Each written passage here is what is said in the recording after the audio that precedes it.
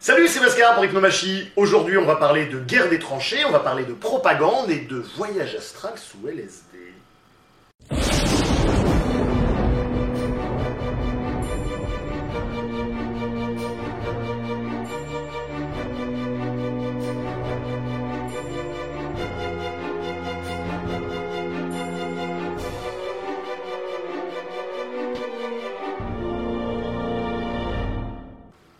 Ça faisait longtemps que j'avais envie de vous faire cette vidéo où je vous propose de vous parler d'infra-humanisation. Pour simplifier un peu le propos, je vais amalgamer l'infra-humanisation et la déshumanisation dans une seule notion que je vais appeler infra-humanisation. Ça n'est pas rigoureusement exact psychologiquement parlant, mais ce sera suffisant pour que le propos soit accessible facilement pour tout le monde. J'ai eu envie de faire cette vidéo après que j'ai fait la connaissance sur internet d'un professeur de karaté que j'ai trouvé un petit peu spécial.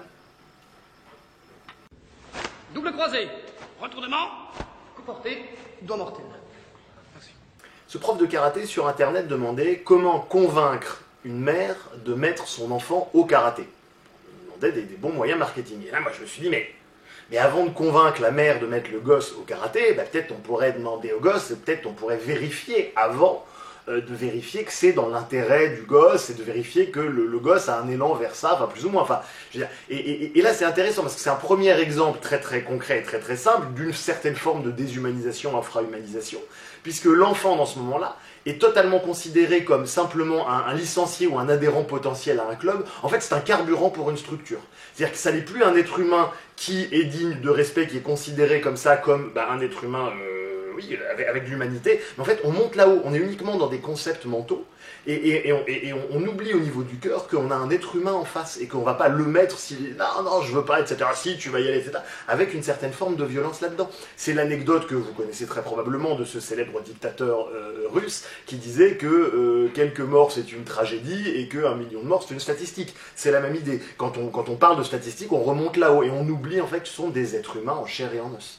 Donc c'est déjà un premier pas vers l'infra-humanisation. Et moi je me souviens, quand j'avais lu ça, j'avais eu mes valeurs et mon éthique qui avaient fait genre, non, c'est un être humain en fait. Déjà, on va le considérer comme un être humain déjà. L'infra-humanisation comme ça permet de prendre des décisions effectivement plus faciles.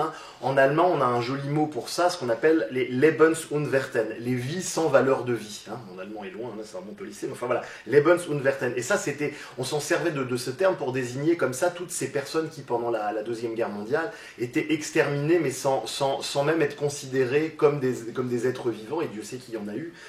Puisque je pense notamment à des personnes qui étaient dans des hôpitaux psychiatriques et qui étaient considérées en fait comme des sous-hommes, et sur lesquels le régime faisait un certain nombre d'expériences, c'est-à-dire c'est ainsi plus de 300 000 patients qui furent exterminés, 250 000 en Allemagne, 50 000 en France, dans différents hôpitaux psychiatriques qui servaient comme ça ça sert d'ailleurs encore aujourd'hui dans certaines parties du monde, mais l'avantage de l'hôpital psychiatrique, c'est que quand un individu est étiqueté fou, il est très rapidement infra-humanisé et ne dispose pas tout à fait de la même considération de ses semblables. Et ça, ce sont des cas typiques d'infra-humanisation, on va y revenir. Alors c'est une forme classique d'économie cognitive, évidemment, et d'ailleurs c'est ni bien ni mal l'économie cognitive, pas de problème, on est bien obligé. Justement, nos cerveaux sont câblés comme ça pour rencontrer environ 100-200 personnes et dire ok, lui c'est ceci, lui je le connais, etc. Quand on dépasse cet ordre d'idées, et dans nos vies modernes on le dépasse très très souvent, on est obligé d'utiliser des stéréotypes et de l'économie cognitive pour continuer à agir. Bon. Donc l'infra-humanisation n'est pas forcément une mauvaise chose en soi, là encore je ne pose aucun jugement moral là-dessus, je me contente de décrire un mode de fonctionnement. Il y a une façon que je trouve intéressante, comme ça, en Afrique noire, dans certains coins d'Afrique noire, où ils ont un rapport intéressant avec certains marginaux, justement, parce que nous, dans nos sociétés, l'infra-humanisation, ça peut beaucoup passer par le fait de passer comme ça devant des SDF sans les regarder, sans les humaniser, justement, parce qu'ils vont nous prendre trop d'émotions, trop d'attention, etc. Ça va trop nous toucher, donc on se protège tous de ça, ça a été bien sourcé par la psychologie sociale. Et dans certains coins d'Afrique noire, comme ça, ils utilisent le fou comme une espèce de gris-gris. C'est-à-dire, je trouve ça très intéressant parce que le fou, qu'est-ce que c'est qu'un fou? C'est un destructeur de consensus, c'est juste quelqu'un qui ne pense pas comme nous, qui donc nous demande beaucoup d'énergie pour rentrer en relation. Et du genre, ils s'en servent comme un gris-gris. Donc c'est toujours de l'infra-humanisation, puisque l'autre n'est pas vu comme un être humain à part entière, mais simplement comme un porte-chance.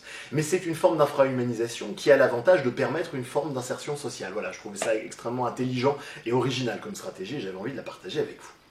Donc évidemment, l'infrahumanisation, c'est une façon de se protéger émotionnellement d'un réel et de quelque chose qui est trop dur pour nous. C'est une façon de se protéger, hein. Donc c'est pour ça, c'est ni bien ni mal. Mais vous avez un neuropsychologue comme ça, social, qui s'appelle Lassana Harris, qui a montré comme ça comment le cortex préfrontal médian est moins actif lorsque les individus observent des SDF. Hein. Bon, SDF, encore un joli mot hypnotique, mais enfin la plupart des gens en sont bien conscients, donc je développe pas ça, mais c'est intéressant parce que ça veut dire que quand on est comme ça face à un SDF, la plupart du temps, on ne va pas l'humaniser, ou en tout cas, il y a un gros risque qu'un grand nombre d'entre nous ne l'humanisent pas pleinement.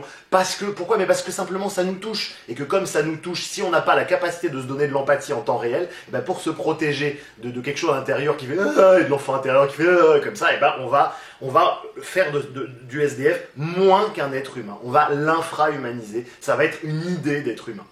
Et c'est un mode de fonctionnement cérébral qu'on va retrouver avec de nombreux nexus. Je pense par exemple avec les violeurs, avec les pédophiles. Moi, quand je dis que j'ai de l'empathie et sans problème pour les violeurs, les pédophiles, les meurtriers, etc., j'ai des gens qui me regardent comme ça et qui disent « quoi ?» etc. D'ailleurs, au passage, je passe un gros coucou à tous les violeurs et les pédophiles avec qui je travaille de temps en temps. Oui, parce que pour faire un bon travail thérapeutique avec des gens qu'on a étiquetés comme ça, bam, violeurs, bam, pédophiles, c'est-à-dire qu'on a réduit à un moment donné de leur vie où ils sont passés à l'acte, la base, c'est simplement déjà de les voir comme des êtres humains pleins et entiers. Et il y en a un certain nombre d'entre eux qui m'ont dit « mais merci, parce que rien que le fait de voir que tu ne juges pas, etc. là-dedans, ça me fait du bien et c'est déjà thérapeutique. » Parce qu'il y a une antitélie là-dedans. Si on regarde quelqu'un et qu'on lui dit « tu es un assassin, tu es un truc », il va lui-même créer une transe hypnotique où il va lui-même s'identifier à un comportement qu'il a eu à un moment. Donc c'est totalement contre-productif en fait. C'est pour ça que pour bien accompagner des gens, c'est important d'avoir le cœur ouvert au moins un minimum, parce que sinon effectivement on risque de produire l'effet exactement inverse. Et cet effet exactement inverse, sur le cerveau, donc ce moment où le cerveau se ferme comme ça et voit plus qu'un ennemi, ou en tout cas une sous-catégorie d'être humain, ou de truc qui est même plus vraiment un être humain, c'est le but de la propagande. Parce qu'une bonne propagande, quand elle est bien menée, le but c'est justement d'amener le cerveau des gens à ce truc-là, où ils n'ont pas en face des humains, ils ont en face des idées d'humains. Voire des idées d'un autre groupe social, pas pareil. Et c'est pour ça qu'on va retrouver des noms comme les négros, les niakoués, les machins de ça, que vous retrouvez dans toutes les guerres. L'autre, il a toujours un petit sobriquet comme ça qui vise à faciliter l'infra-humanisation pour mieux faire des actes absolument atroces. Voilà, c'est un des principes fondamentaux de la propagande.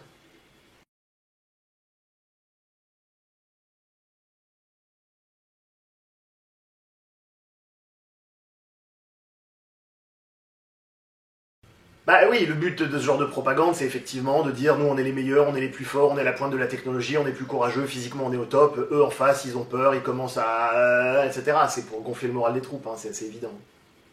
La propagande est surtout nécessaire lorsque on propose une idéologie fortement sacrificielle. Parce qu'il faut réussir à la faire passer, parce que la plupart des gens n'ont pas vraiment d'appétence à la notion de sacrifice.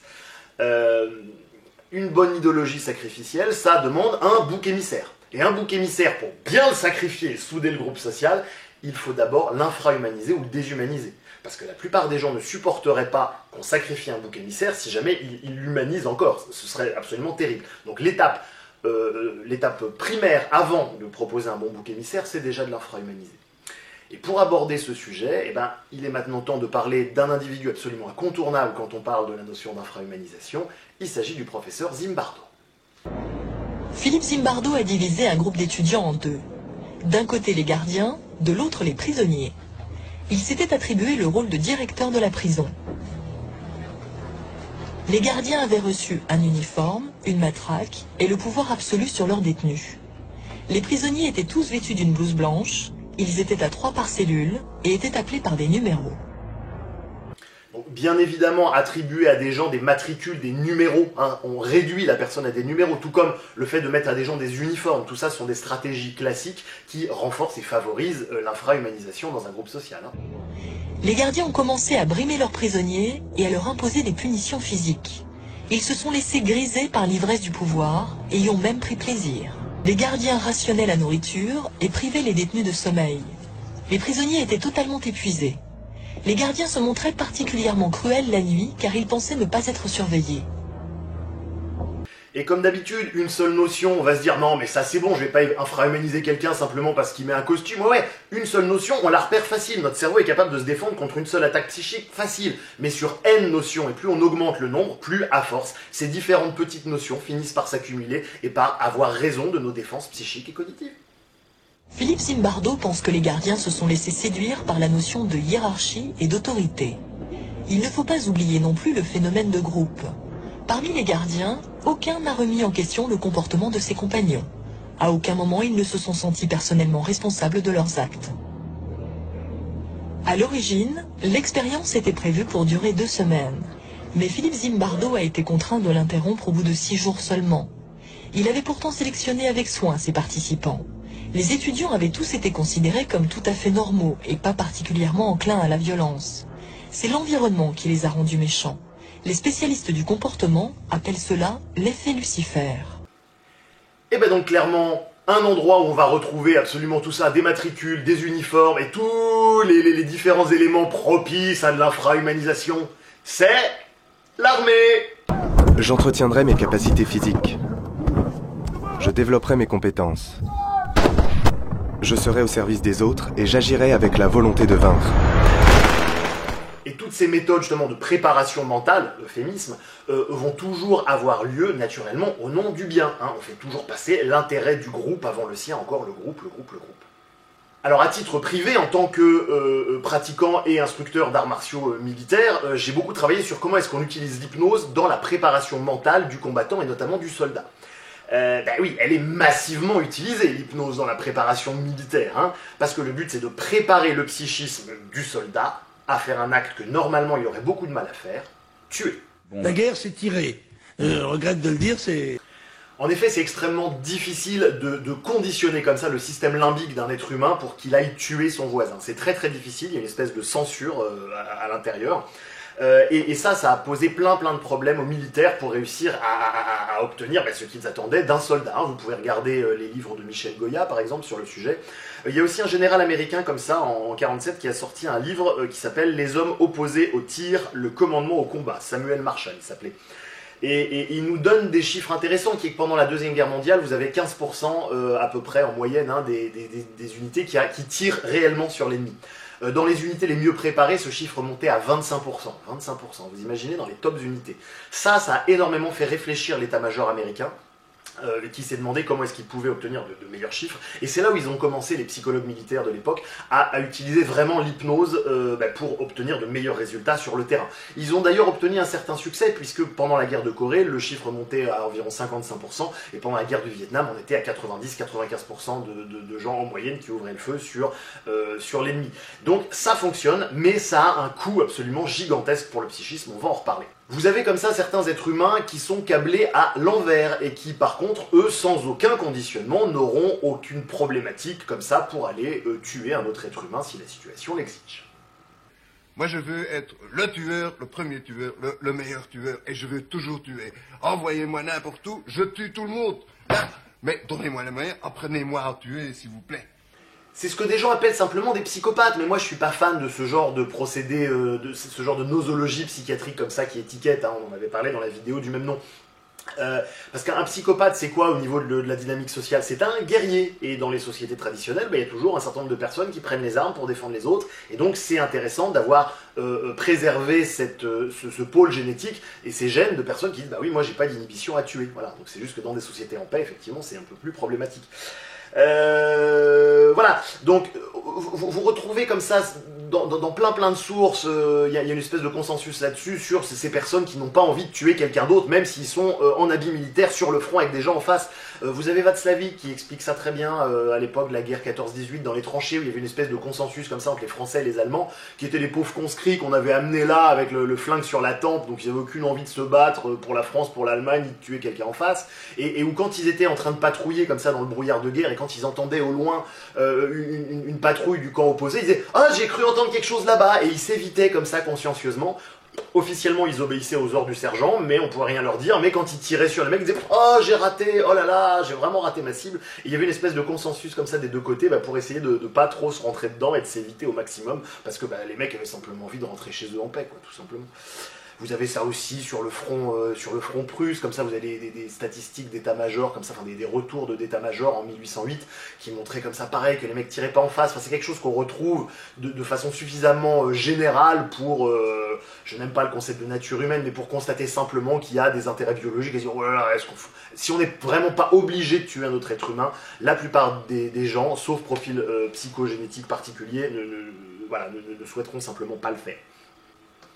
Pour contourner ces défenses psychiques, l'armée utilise un certain nombre de subterfuges plus ou moins hypnotiques, tels que l'usage de la fraternité, l'usage des pulsions régressives, de la réciprocité et les punitions de groupe. C'est-à-dire qu'en clair, dans quasiment toutes les armées, en tout cas à ma connaissance, dans toutes les armées, vous avez un certain nombre de stages extrêmement éprouvants, physiquement certes, mais surtout psychologiquement, où le but est justement de vous amener à vos limites psychiques pour remodeler la personnalité, où l'individu, en fait, on va lui apprendre à s'identifier au groupe. C'est-à-dire qu'il n'est plus lui, il est simplement un membre d'un collectif.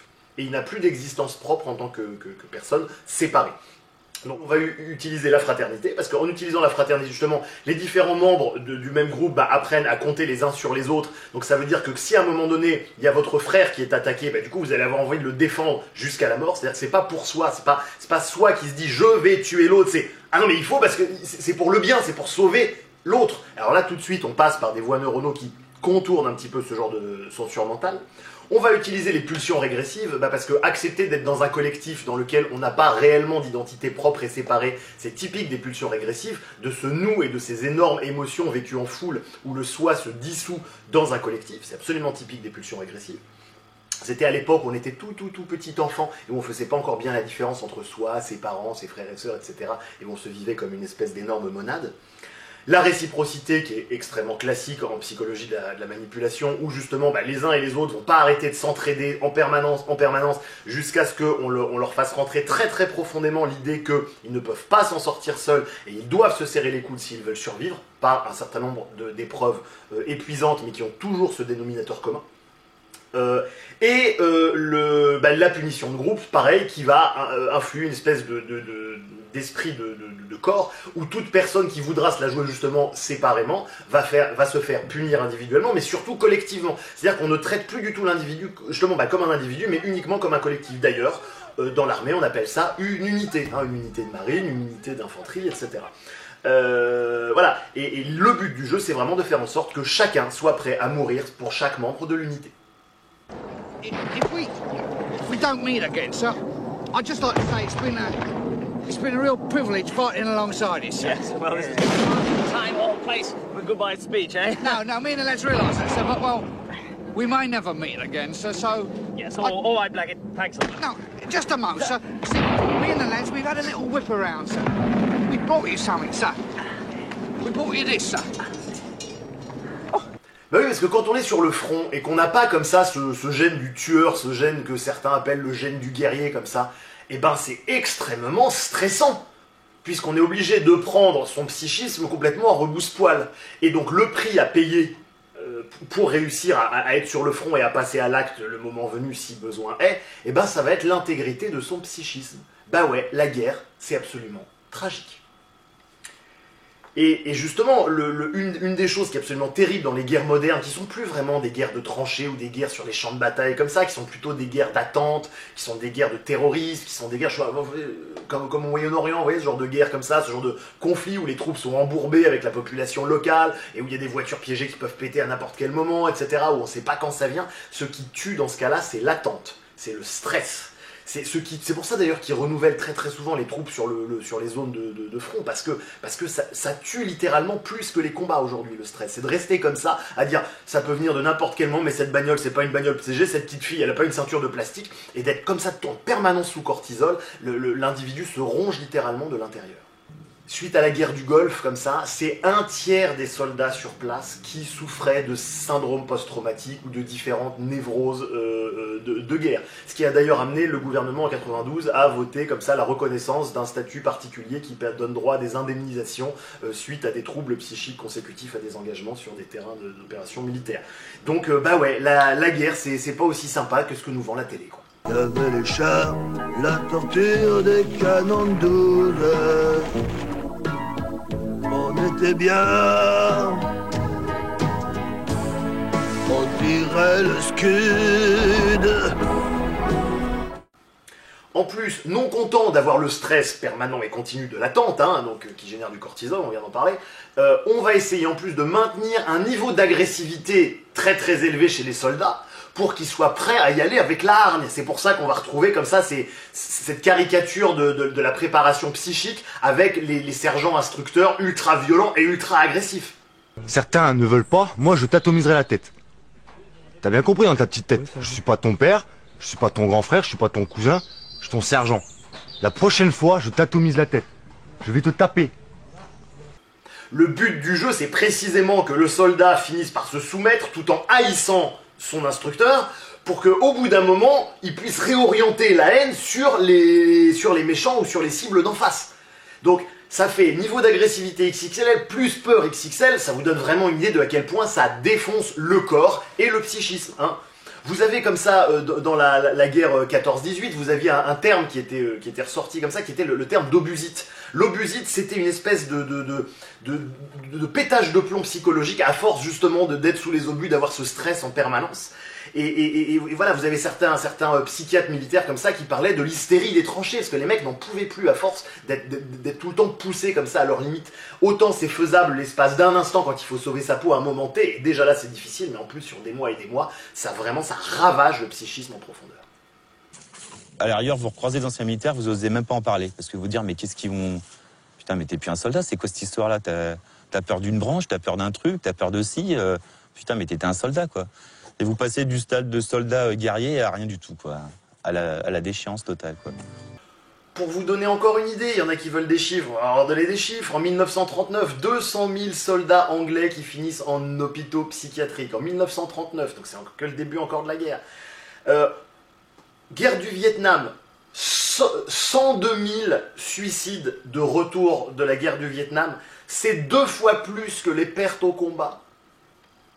Suite à la Deuxième Guerre mondiale, les psy militaires commencent à s'intéresser de plus en plus à l'hypnose. D'abord, c'était essentiellement pour traiter justement les GI qui revenaient comme ça et qui souffraient de syndrome post-traumatique, notamment de dédoublement de la personnalité. Ils essayaient de trouver des façons de faire du soin en masse. Il fallait former des thérapeutes rapidement pour soigner énormément de gens, parce qu'il y avait trop de gens qui vivaient comme ça des espèces d'enfer, et ça aurait atteint l'opinion publique américaine, et ça aurait pas été bon pour les politiciens de l'époque. Donc du coup, il fallait obtenir un résultat vite pour masquer ça. Donc ils se sont intéressés à l'hypnose, d'abord donc dans un but thérapeutique, ensuite petit à petit dans un but de préparation mentale des soldats. Le but était, il fallait faire les soldats et que les soldats soient en mesure d'obéir effectivement aux ordres.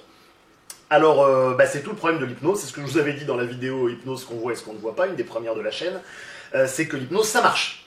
C'est-à-dire que si le but, l'objectif, c'est de faire, et effectivement ça a marché, je vous ai donné les chiffres tout à l'heure, ça fonctionne très très bien. Le problème, c'est après de reconstruire son psychisme sur cette base, sur la base du faire. Bah oui, dans un psychisme sain, le psychisme se base sur l'être, et le faire dépend de l'être. C'est-à-dire ce que je suis va déterminer ce que je fais. Dans l'hypnose, on se base sur le faire. Et après, il faut que l'être se reconstruise sur cette base. Et ça, c'est pas toujours faisable, et c'est, à mon avis, un des gros problèmes de la méthode. Alors, il y a toujours des gens qui ressortent d'une formation d'hypnose et qui croient le nez dans le guidon ce que leur formateur leur a dit, c'est-à-dire quelque chose du genre...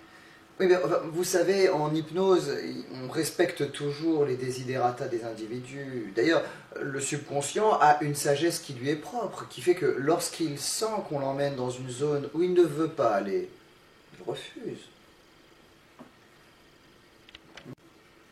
Ouais, mais en formation, on dit aussi que l'inconscient dit jamais non, si on va par là. Et toutes les armées du monde ou les sectes du monde savent bien utiliser l'hypnose pour réussir justement à contourner les défenses psychiques d'un individu en fait.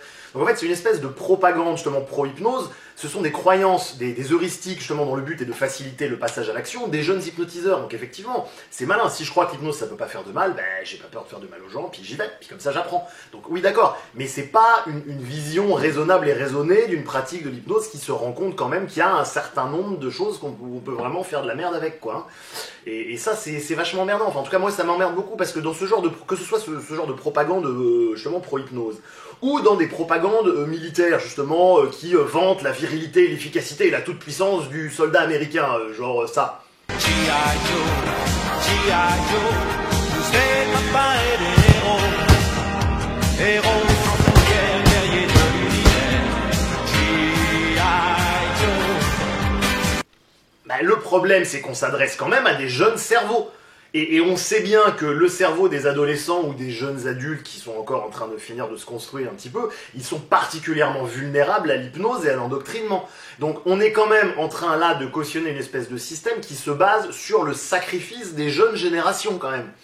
Pour moi, il y a quand même des questions qui se posent. Lorsque j'étais comme ça en formation avec un certain nombre de mes professeurs, justement, qui avaient étudié en Russie et qui avaient pas mal de relations avec l'armée, ils me racontaient cette histoire de certaines unités en Russie où ils avaient formé des régiments entiers comme ça à être d'excellents shooters, un peu à la manière des mecs qui font du parcours, qui sautent comme ça depuis le 2e étage d'un building, etc.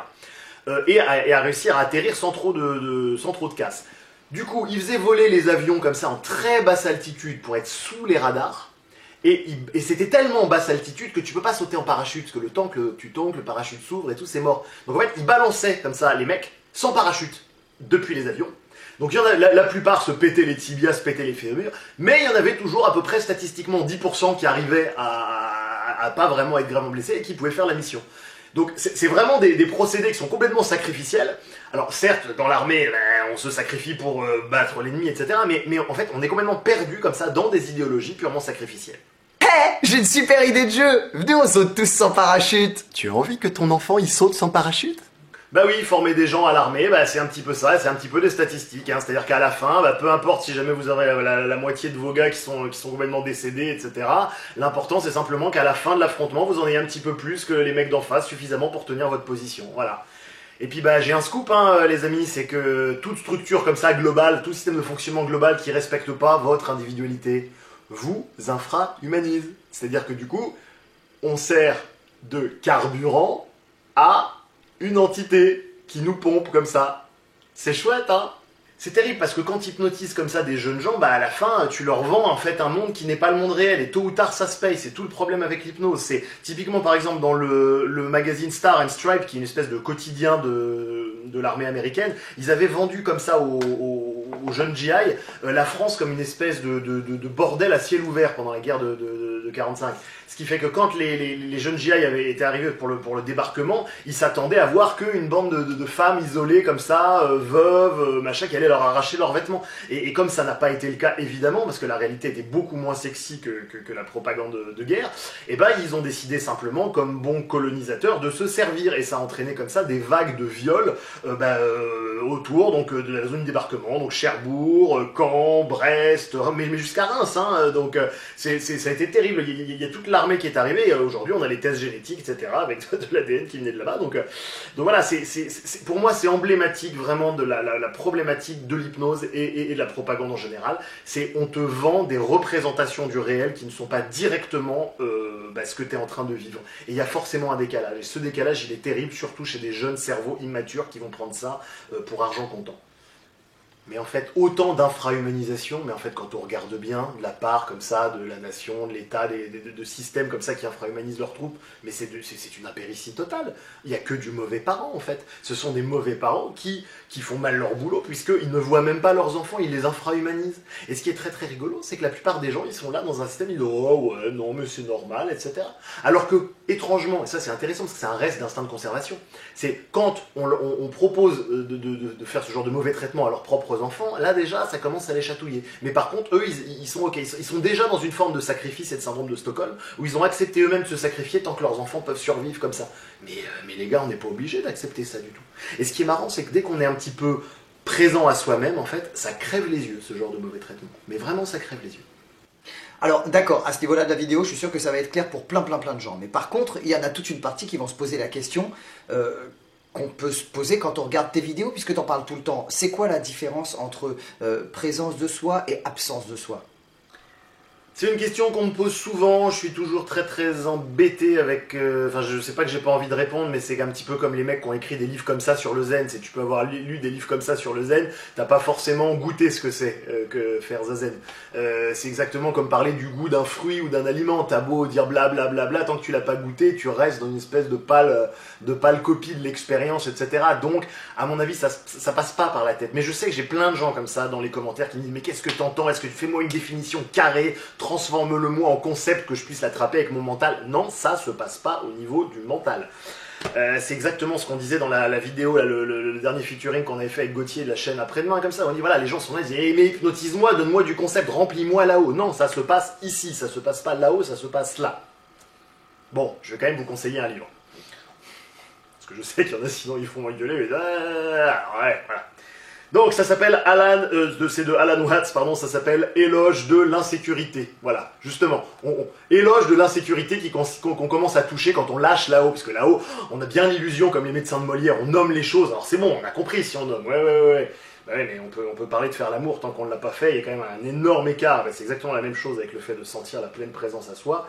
Voilà, néanmoins, comme j'ai un peu de compassion pour justement les gens qui ont vraiment besoin de beaucoup de concepts, vous pouvez le lire, ça se lit très facilement, c'est très sympa. Au passage, tant que je parle de conseils de lecture, vous avez le site hypnomachie.com qui est sorti, je vous mettrai cette référence ainsi que toutes les autres références que j'ai conseillées dans toutes mes vidéos sur ce site. Voilà, si jamais vous avez envie de soutenir la chaîne et que vous n'avez pas envie de passer par Tipeee ou pas les moyens et que vous avez quand même envie d'acheter des bouquins pour vous, quand vous achetez les livres que je vous conseille sur mon site, ben voilà, ça me reverse 1 euro ou 1,50 €, j'en sais rien, je sais pas, bon, c'est pas grand chose, mais enfin voilà, si jamais ça vous permet de me soutenir, ben ça peut être du bon gagnant-gagnant, voilà. Voilà pour le conseil de lecture, Alan Watts, Éloge de l'insécurité. Bref, cette forme de présence à soi, justement, que l'infra-humanisation empêche, parce que quand je suis présent à moi, je peux être aussi présent à l'autre, et justement, dès que je suis dans l'infra-humanisation, bah, je me coupe aussi d'une partie de mon humanité, etc. Cette forme de présence à soi, comme ça, elle est très rarement présente dans l'environnement militaire. Et alors bon, je vais peut-être pas aller jusqu'à ce que disaient des proches, parce que des proches disaient justement, il ne faut pas désespérer des imbéciles, avec de l'entraînement, on peut en faire des militaires. Bon, peut-être pas aller jusque-là quand même, mais imbécile qui, pour la petite anecdote, vient de Imbaculum, celui qui n'a pas de bâton, celui qui est désarmé. Voilà, je trouvais ça intéressant. C'est très rare quand même de retrouver cette forme de pleine présence à soi dans le milieu militaire. Néanmoins, vous avez la Bhagavad Gita comme ça qui nous raconte l'histoire de ce jeune guerrier qui, sortant de méditation, doit aller au combat et va voir son maître et lui dit mais alors que je viens de réaliser que tout est un, comment est-ce que je peux aller tuer mon frère là, cet autre moi-même avec qui je fais un, comment est-ce que je peux faire? Et son maître de lui dire mais si jamais tout est un, il n'y a rien à tuer. Alors effectivement, certes, mais je connais peu de militaires qui ont cet alignement lorsqu'ils font leur travail, surtout si c'est sur le front, à fortiori. Ceci dit, ceci est quand même travaillé dans certaines unités spéciales, où il y a tout un travail très intéressant comme ça, d'éveil à une forme de sensibilité, de présence à soi-même, et où il travaille vraiment sur des perceptions extrêmement fines de soi et de l'environnement. Hein. L'idée, pour ces unités, c'est comme ça de se préparer pour retrouver une espèce d'instinct, comme ça, d'union avec la nature, d'union avec le tout. Ils se font dans le paysage. En forêt, un arbre, c'est un ami. Un gland, c'est une munition. Et un hérisson, c'est une brosse à dents.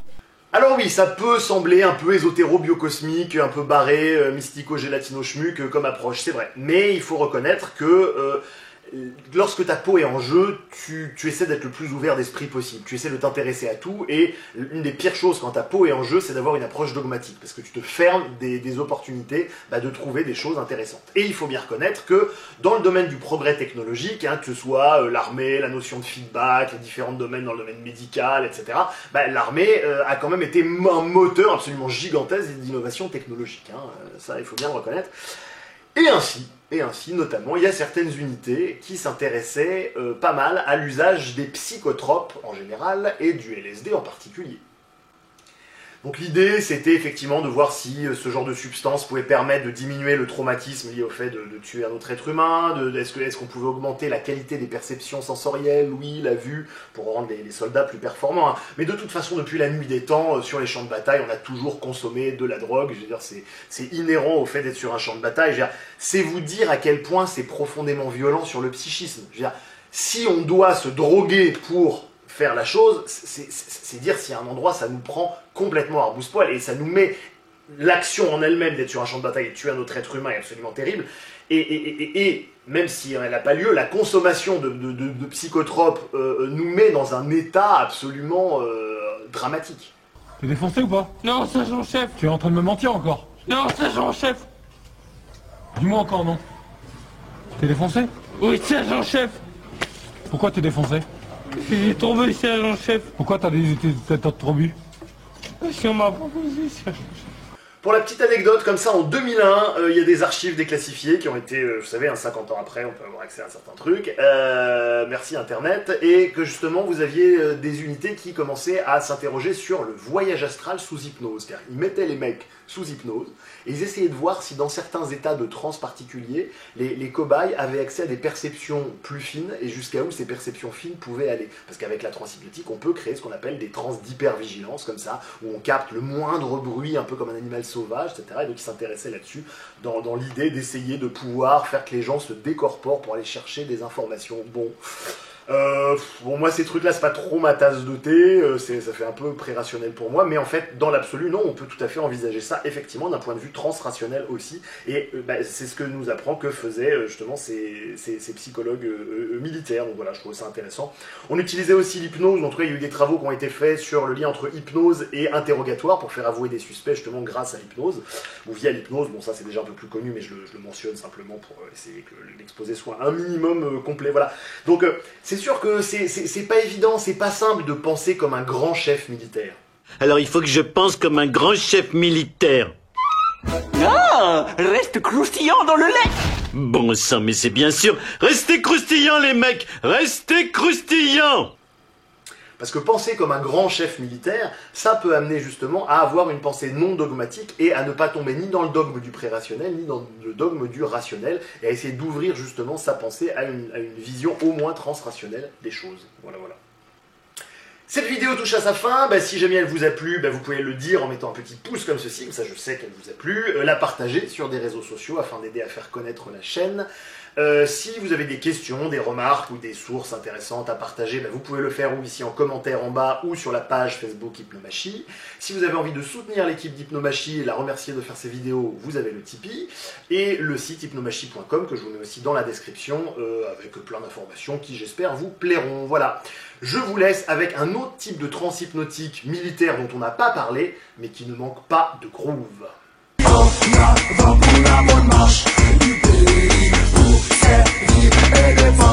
La patrie construire, bâtir notre chère nation et les autres les respectent sans avis. Commandant-major Dédé, commandant-major Munjo, commandant-major Guédi, commandant-major Mort.